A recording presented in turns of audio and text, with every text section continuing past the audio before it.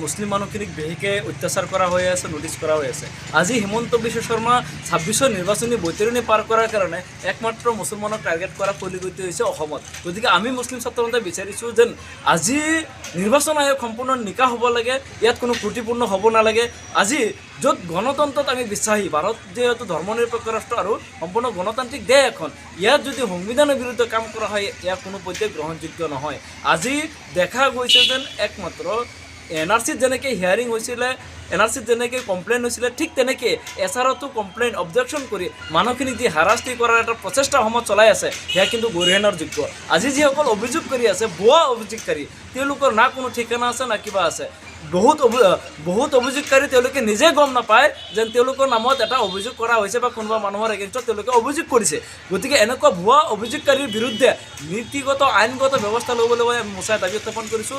আৰু এটা কথা স্পষ্ট যেন এনেকেই মুছলমানক ভোটাৰ তালিকাৰ পৰা নাম কৰ্তন কৰি তেওঁলোকৰ ভোটাধিকাৰ খৰ্ব কৰাৰ যি ষড়যন্ত্ৰ অসমত আৰম্ভ কৰিছে মুখ্যমন্ত্ৰী ডাঙৰীয়াই, আৰু মুখ্যমন্ত্ৰীয়ে নিজেই স্পষ্টভাৱে স্বীকাৰ কৰিছে যেন SRত যিবিলাক নাম কৰ্তন কৰা হৈ আছে ইয়াত আঁৰত কিন্তু মুখ্যমন্ত্ৰীৰ নিৰ্দেশনা আছে, আৰু মুখ্যমন্ত্ৰীয়ে স্বতঃস্ফূৰ্তভাৱে ইয়াত স্বীকাৰ কৰিছে। গতিকে সাংবিধানিক পদমৰ্যাদাত থকা এগৰাকী ব্যক্তিয়ে এনেকৈ ভাৰতীয় নাগৰিকক অত্যাচাৰ কৰিবলৈ নিৰ্দেশনা দিয়াটো কোনো পধ্যে গ্ৰহণযোগ্য নহয়। গতিকে এনেকুৱা মুখ্যমন্ত্ৰীয়ে স্বইচ্ছা পদত্যাগ কৰিব লাগে আমি মোচাই দাবী উত্থাপন কৰিছোঁ। কাৰণ মুখ্যমন্ত্ৰীয়ে একমাত্ৰ হিন্দু মুছলমানৰ নামত নিজৰ ভোট বেংক বৃদ্ধি কৰাৰ কাৰণে আজি তেওঁলোকে এনেকৈ আবোল তাবোল বকি থকা পৰিলক্ষিত হৈছে।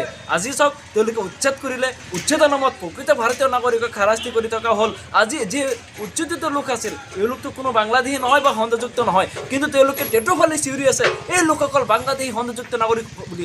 আমি মোচাই চেলেঞ্জ কৰিছোঁ মুখ্যমন্ত্ৰীৰ লগত, যদি এজনো বাংলাদেশী ওলাই দিব পাৰে আমি স্বইচ্ছাই যি আমাৰ সত্তা মই মোচাৰ মজিয়া ত্যাগ কৰিম। কাৰণ ইয়াত থকা কোনো এজন মানুহেই বাংলাদেশী নহয় বা সংযুক্ত নাগৰিক নহয়, তেওঁলোকে প্ৰকৃতিত ভাৰতীয় নাগৰিক। তেওঁলোক ভূমিহীন গৰাখহনীয়া তাণ্ডৱৰ ফলত নিজৰ মাটি বেটি হেৰুৱাই আজি তেওঁলোকে চৰকাৰী মাটিত আশ্ৰয় লৈ আছিলে। গতিকে এই ভূমিহীন মানুহখিনিক ভূমি বৰ্তা প্ৰদান কৰাটো নৈতিক দায়িত্ব আছিল মুখ্যমন্ত্ৰীৰ। তাৰপিছত তেওঁলোকে উচ্ছেদ কৰক, আমি উচ্ছেদৰ বিৰুদ্ধে নহয়, কিন্তু উচ্ছেদৰ নামত এনেকৈ মুছলমানক বাৰে বাৰ অত্যাচাৰ কৰাটো কোনো পধ্যে গ্ৰহণযোগ্য নহয়। মুছলমানৰ ওপৰত যদি এনেকৈ অত্যাচাৰ বন্ধ নকৰে মুছলিম ছাত্ৰ সন্থাই গোটেই অসম জুৰি জংগী আন্দোলন গঢ়ি তুলিবলৈ বাধ্য হ'ব।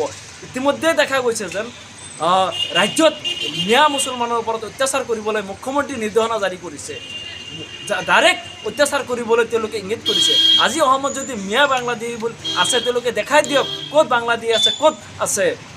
গতিকে অসম চুক্তিমতে বাংলাদেশী বিতৰণ কৰক, তাত মোচাই পূৰ্ণ সমৰ্থন কৰিব। কিন্তু এনেকেই উজনিত একাংশ দল সংগঠনৰ নেতৃত্বই মিয়া খেদা নামত প্ৰকৃত ভাৰতীয় নাগৰিকক অত্যাচাৰ কৰিব, সেয়া কিন্তু কোনো পধ্যে গ্ৰহণযোগ্য নহয়। এইসকলক যদি মুখ্যমন্ত্ৰী নাকি নলগায় পৰৱৰ্তী পৰ্যায়ত অসমত কোনো ধৰণৰ অপ্ৰীতিকৰ ঘটনা হয় তাৰ কাৰণে কিন্তু জগৰীয়া হ'ব মুখ্যমন্ত্ৰী। গতিকে আমি আহ্বান জনাইছোঁ এনেকেই হিন্দু মুছলমানৰ নামত বিভেদ সৃষ্টি নকৰি ভাতৃত্ববোধ বজাই ৰখাৰ বাবে মোচাই আহ্বান জনাইছোঁ।